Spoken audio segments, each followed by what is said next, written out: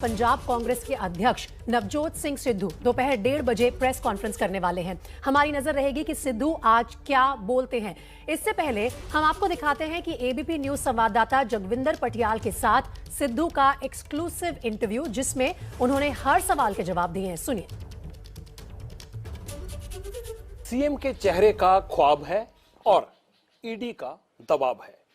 पंजाब की सियासत में रोज नया मोड़ आ रहा है और खासकर कांग्रेस के लिए। हमारे साथ इस वक्त पंजाब कांग्रेस के अध्यक्ष नवजोत सिंह सिद्धू मौजूद है। सिद्धू साहब, स्वागत है। धन्यवाद पटियाल साहब। ईडी की रेड्स का कांग्रेस की चुनावी सियासत पर क्या असर पड़ेगा और क्या ये एम्बैरेसमेंट है कांग्रेस के लिए? क्या ये नई चीज है? मैं आपसे पूछता हूँ। पंजाब के लिए नहीं है। पहली बात तो 2018 का केस है, तो 2018 में अगर एफआईआर होती है तो कुंभकर्ण भी 6 महीने में एक बार आदम बो करता हुआ भूख के लिए उठ जाता था। तो भाई, आप कुंभकर्ण के भी बाप निकले कि आप 3-4 साल सोए रहे और अब इलेक्शन में ये दबाव डालने के लिए आपने ईडी डाल दी, कठपुतलियां बना दी आपने सारी सेंट्रल एजेंसीज, और आज इस दबाव के नीचे आप चुनाव लड़ना चाहते हैं। और जो पैसे की रिकवरी हुई है वो, मैं कहता हूं पैसे की रिकवरी हुई है, इसमें कोई आनाकानी नहीं, लेकिन आप प्रूव करें। नहीं, पैसे मिले हैं, सबने कैमरा पे देखे। भैया, उसका कनेक्शन क्या है, मुझे ये बताए ना।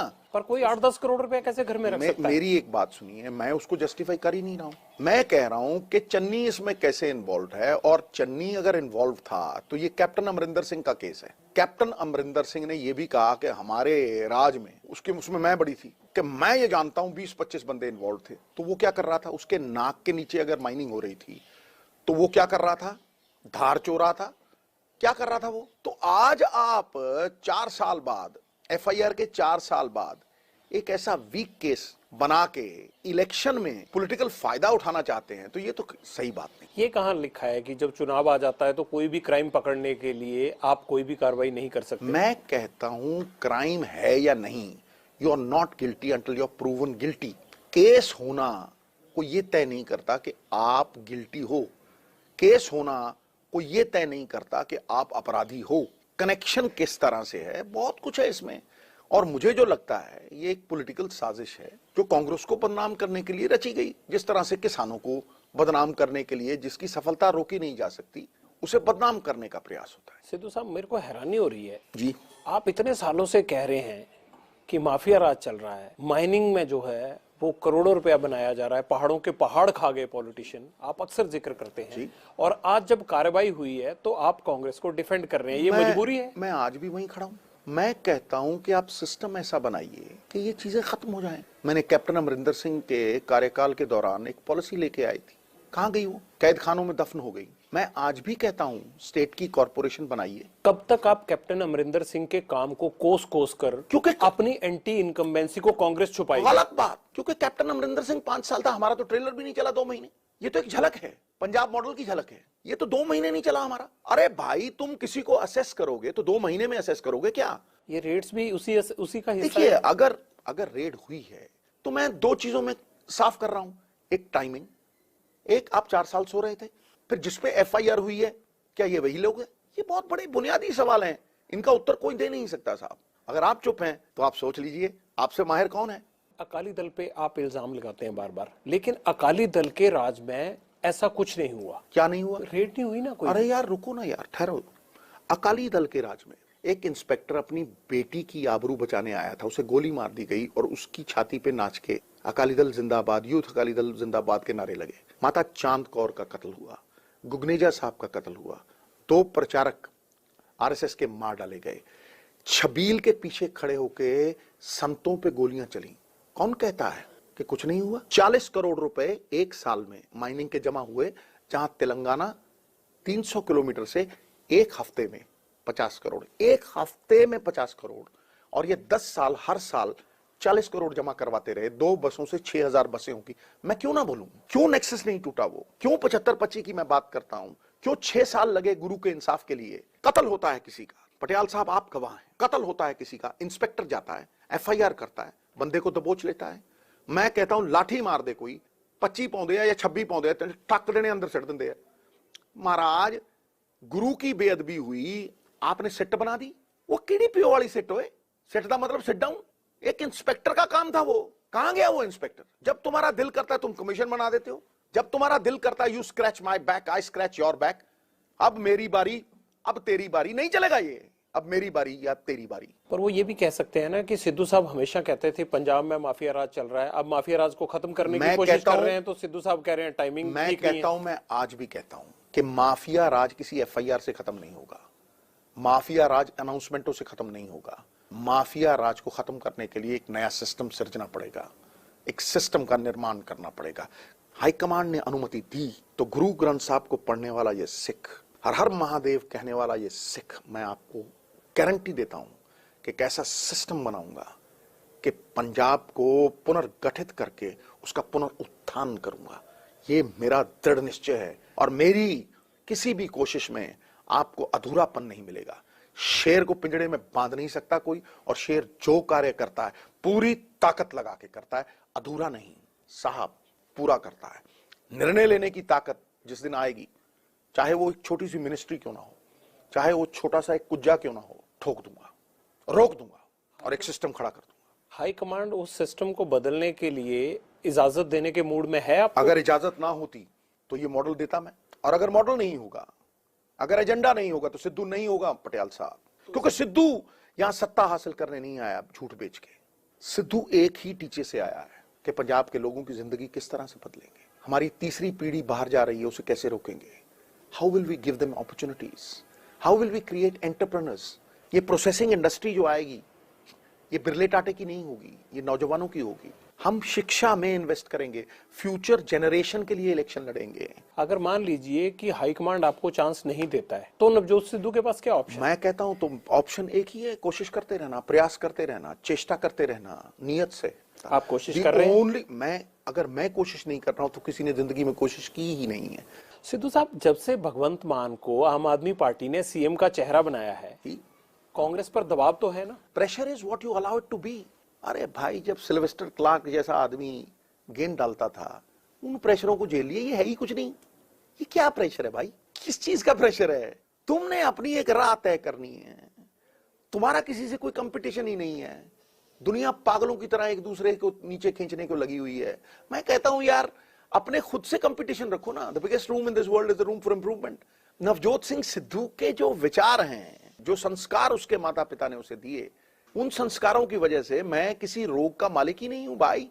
दुनिया में सबसे बड़ा रोग मेरे बारे में क्या कहें। अकाली दल का चेहरा भी जट सिख होगा, आम आदमी पार्टी ने भी जट सिख का चेहरा दिया सीएम के लिए, कांग्रेस का दलित का चेहरा आगे करने की कोशिश हो रही है। क्या आपको लगता है कि इससे कांग्रेस को फायदा होगा? देखिए, 72 साल से जट सिख चेहरा पंजाब में रहा, एक हिंदू मुख्यमंत्री सिर्फ 2 महीने के लिए रहा है, ये आप भी जानते हैं, मैं भी जानता हूं। आज अगर कोई दलित सामने आया तो इतिहास रचा गया। आगे क्या होगा ये दुनिया देखेगी, लेकिन इतना तय है कि भाई इस बार मेरिट चाहिए, इस बार एक रोड मैप चाहिए, इस बार एक एजेंडा चाहिए। फिर लागू करने की ताकत किसमें है, लोग ये देखेंगे। गारंटी देता हूं कि लोग ये जरूर देखेंगे कि भाई इस एजेंडे को लागू करने वाला कौन होगा। मैंने पिछली बार भी आपको बोला था, पटियाल साहब, जो बंदा 5 पैग दारू पीता है रात को, सवेरे स्टेज पे खड़ा होकर ये नहीं कह सकता वो तो बाहर हो गया, दारू पीना हानिकारक है। जो बंदा रेत के पहाड़ खा गया, वो बंदा स्टेज पे चढ़ के ये नहीं कह सकता कि मैं कॉर्पोरेशन बना दूंगा। किसका जिक्र कर रहे हैं आप? ये मैं कह रहा हूं एरे गहरे Nathu Khaire, Tom Dick and Harry, किसी का भी हो सकता है।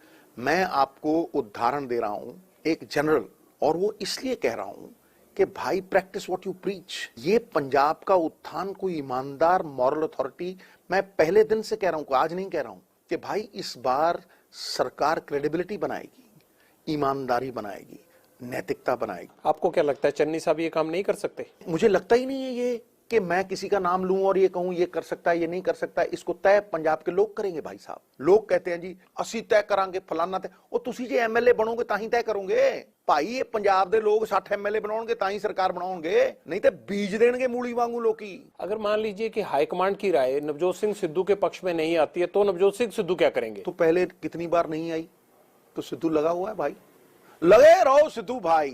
कई बार मुन्ना भाई को काट दिया जाता। इससे पहले कब कब मौका आया और आप उस कुर्सी के करीब पहुंचने से चूक गए, या हाईकमांड ने चांस नहीं दिया? मैं ये मानता ही नहीं कि कुर्सी किसी को भाग लगाती है। मैं मानता हूं कि बंदा कुर्सी को भाग लगाता है। राजनीति में मरा- उल्टा नहीं होता? बिल्कुल नहीं। किसी महल मनारे के छत के ऊपर कौआ बैठा हो तो काएं काएं करेगा, कौआ बाज बनाए क्या?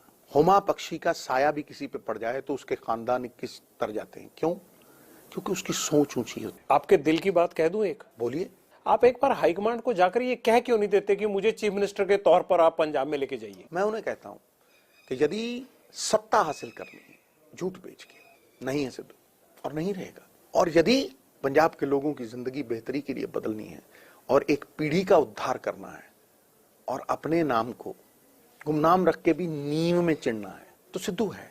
आप तय कीजिए। क्योंकि यहां साहब बॉस की सुननी पड़ती है। यहां 5 को 50 बना दिया जाता है, 5000 को 0 कर दिया जाता है। बॉस आपकी सुनते हैं? मैं क्या कहता हूं, वो सुने या ना सुने उनकी मर्जी। मेरा प्रयास है कि मैं चेष्टा करता रहूं, जो हर त्याग कर सके और जो अपने से ज्यादा शासक भाव फेंक के, शासक भाव नीचे गिरा के परिवारिक भाव जगा सके। सरकारा मां प्यो दा दर्जा हुंदियां ने। कोई प्यो वर्गा बंदा लिया के खड़ा करो ना ਜਿਹੜਾ ਆਪਣੇ ਪੁੱਤਰ ਨਾਲੋਂ ਜ਼ਿਆਦਾ ਇਹਨਾਂ ਪੰਜਾਬ ਦੇ ਪੁੱਤਰਾਂ ਨੂੰ ਪਿਆਰ ਕਰੇ। ਹੈ ਕੋਈ? ਇੱਕ ਕੇਜਰੀਵਾਲ ਵਰਗੇ ਢੋਂਗੀ ਫਰਾਡ ਆਦਮੀ 5 ਸਾਲਾਂ ਬਾਅਦ ਆ ਕੇ ਇੱਥੇ ਹਵਾਈ ਗੱਲਾਂ ਕਰਕੇ ਤੁਹਾਨੂੰ ਲੱਗਦਾ ਸਰਕਾਰ ਬਣਾ ਦੇਣਗੇ? ठोक ये आपके कैबिनेट कुलीग रहे हैं ब्रह्म महिंद्रा साहब, उन्होंने चिट्ठी लिखी है हाईकमांड को, कहा है कि चन्नी साहब को सीएम का चेहरा आज बनाया पहली बार लिखी है। वो कैप्टन साहब के टाइम से लिख रहे हैं। क्या हो गया फिर? मेरे बड़े हैं, यहाँ चाकू लगा हुआ था, मैं उठा के लेके गया था, मेरा बाप उठा के लेके गया था, खून दिया है मैंने उनको। वो मेरे बड़े हैं, मैं उन्हें पिता समान मानता हूँ। मेरे पिता के साथ रहे हैं वो, और सरदार लाल सिंह अंकल इसी एनेक्सी में रहते थे।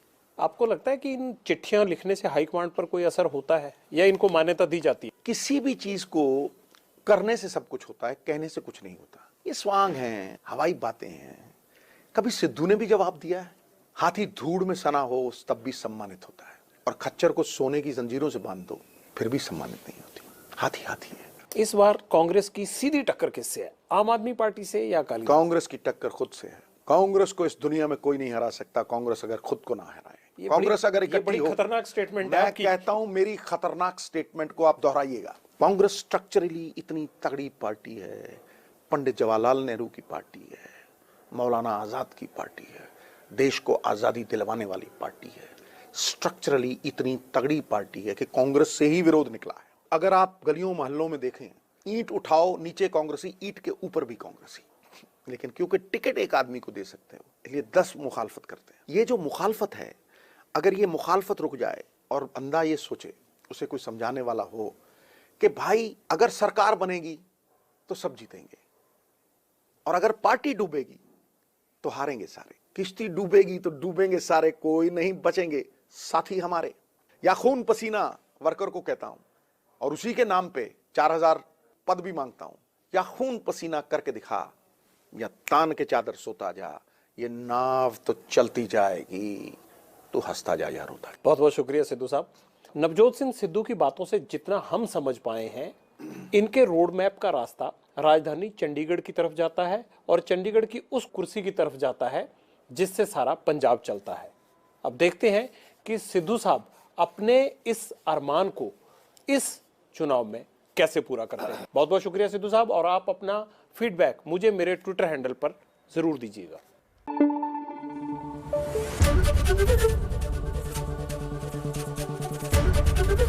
एबीपी न्यूज आपको रखे आगे।